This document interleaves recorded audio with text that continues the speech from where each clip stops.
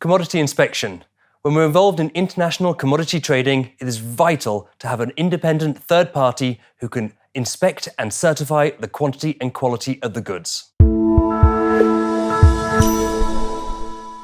Hi, I'm Richard Watts, founder of HR Maritime. Welcome back to Commodity Brief. In this episode, we're going to continue our series where we're looking at the fundamentals of commodity trading. And so now we're going to be looking at commodity inspection. So when we're talking about commodity inspection, basically we're buying and selling goods and we're shipping them around the world. But we, of course, are not physically at the locations where those goods are being transported and being loaded. And so we need to find an independent third party who will be able to actually inspect and to certify the goods that we're buying and selling.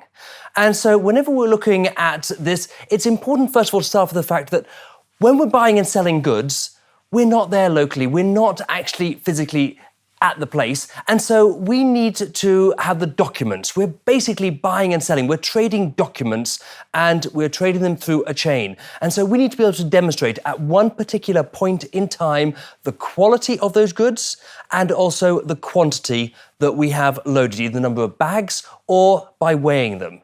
And so there are a number of different companies which are involved in providing these kind of services. In fact, here in Geneva, we have some of the biggest commodity inspection companies, and they have offices all around the world, and they will be checking on a daily basis, many times a day, all the different commodities that are being loaded and discharged. So, as I said, we're trying to identify a point where we want to check the quality. But during the chain of a commodity, there might be multiple points that we need to check it. It might have been bought and sold at different points. So it might be where it's produced. It might be upon loading on board of the vessel. It might be when it's stuffed inside of the containers. And it might also be when it arrives at the destination or when it is in the warehouse at the discharging port. And so when we're going through these steps, we need to have a close cooperation with the inspection companies, and we need to make sure that they are independent and that they are not going to be biased, because there is the buyer and there is a seller, and we're essentially saying we need somebody else to confirm this for us.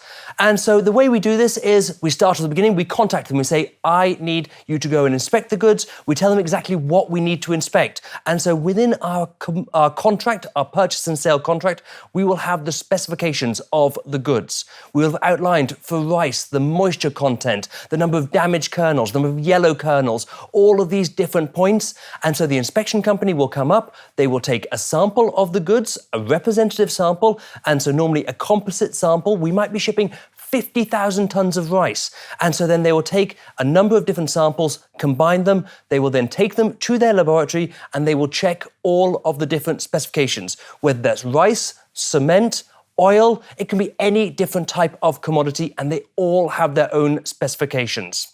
And so this is a vital part of commodity trading. It's important to work with these inspection companies and to make sure that our instructions are very clear so that we have the documents we need in order to be able to get payment for the goods that we have sold.